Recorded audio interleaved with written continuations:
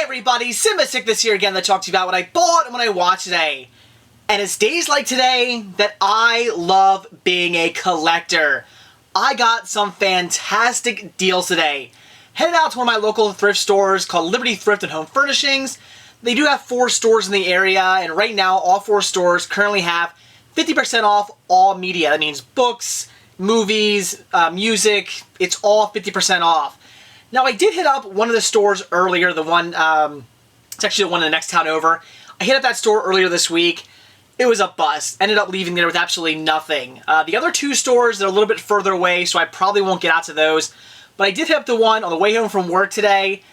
And again, I got some fantastic deals on some great titles.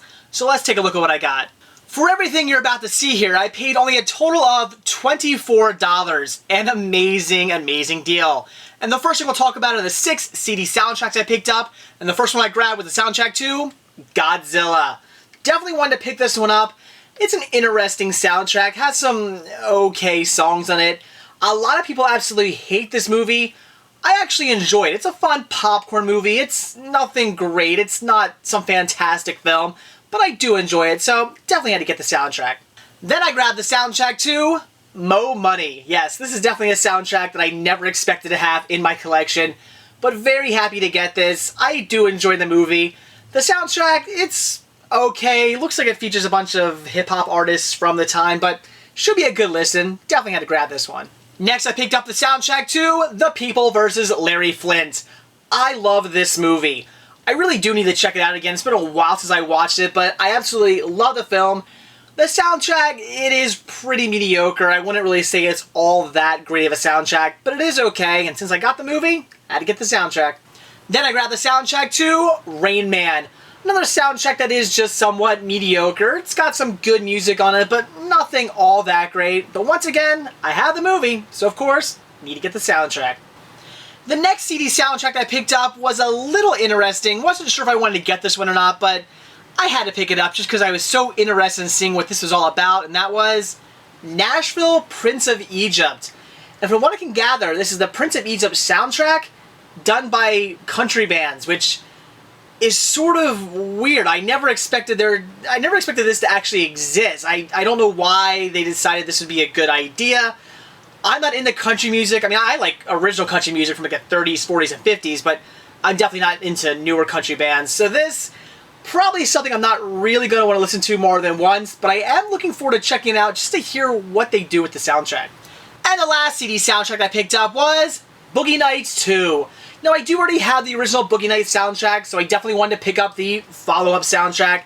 It does have some good music on it. I did enjoy the first one, so I have no doubt I'll like this one too. Then I picked up 2 VHS tapes, and the first one was National Geographic, The Photographers.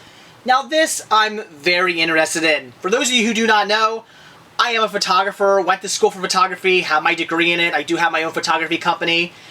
And this here should be a great watch, because I absolutely love National Geographic documentaries, love watching them, plus being a photographer, can't wait to check this out.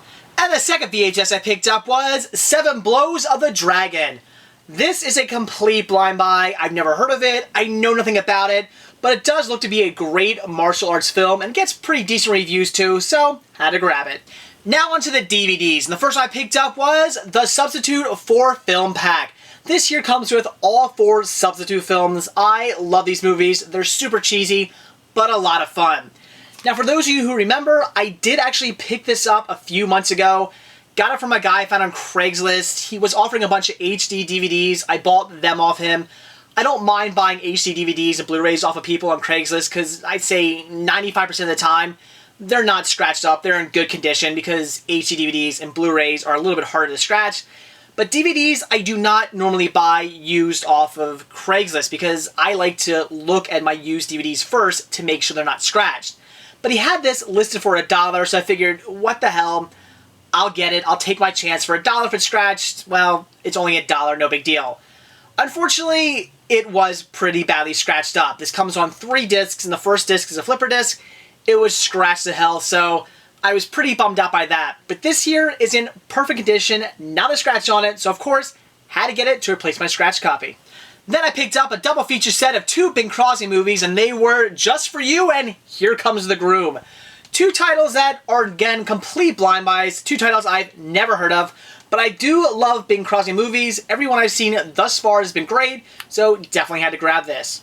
Next I picked up Do Not Adjust Your TV Set. This here is brand new, never opened, and as it says here on the front, the classic series that led to the creation of Monty Python. I love Monty Python, and I've never seen this. I have heard of it, this is on my wish list, but I've never got around to picking it up.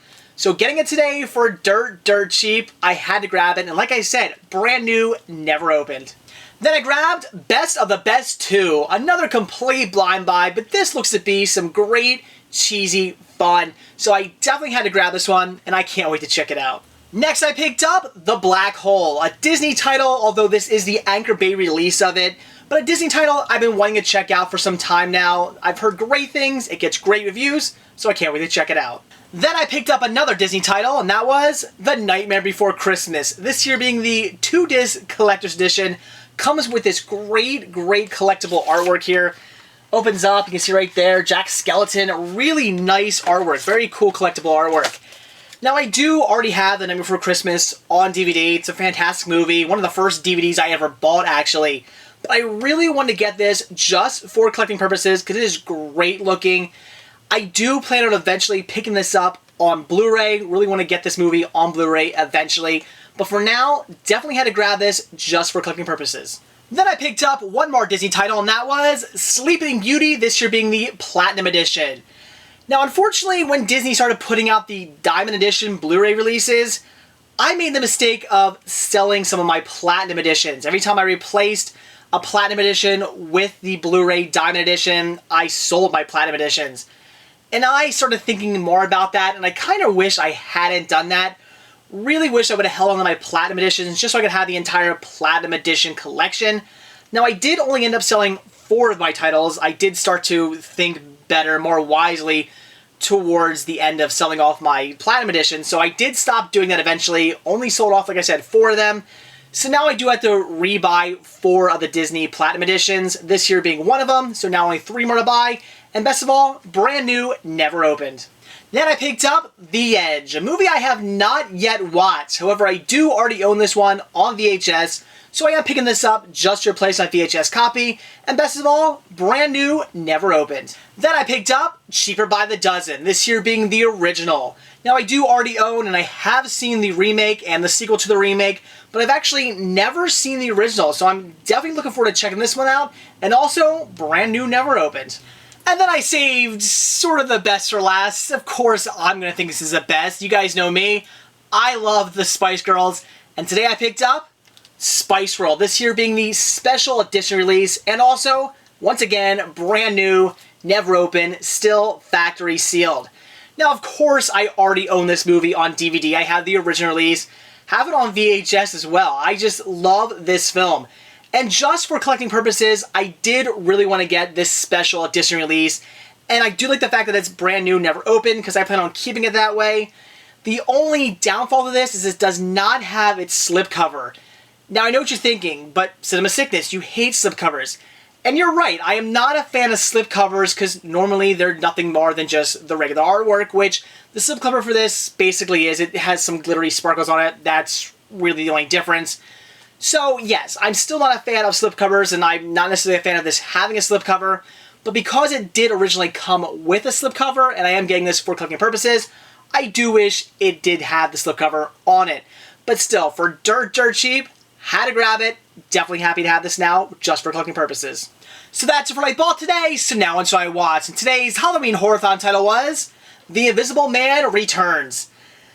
And unfortunately, it was kind of boring. I just really could not get behind this movie. As I mentioned yesterday, because yesterday I watched The Invisible Man, it's a fantastic film. I love that movie. It is just great, and there's just so much going on, and The Invisible Man, he's just so evil, and I just love him. He's twisted and just killing all these people off, and it's just a great, twisted, fun movie that I would definitely recommend.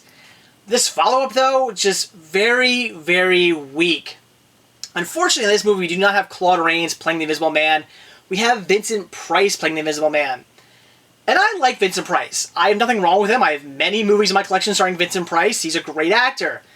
But unfortunately, Vincent Price, I never really liked him as a crazy guy. Every time they make him like a mad scientist or some crazy dude, bent on revenge or something like that, I just don't think he comes off really well as a crazy guy. He's much more better at playing the creepy sort of person. Every time he's in a role where he just plays a weird creepy guy, yeah, he's great, but when he tries to do something where he's, crazy and nuts, he just doesn't come off that way to me. And once again, in The Invisible Man Returns, he's supposed to be going crazy due to the chemical one of the main chemicals that turns him invisible.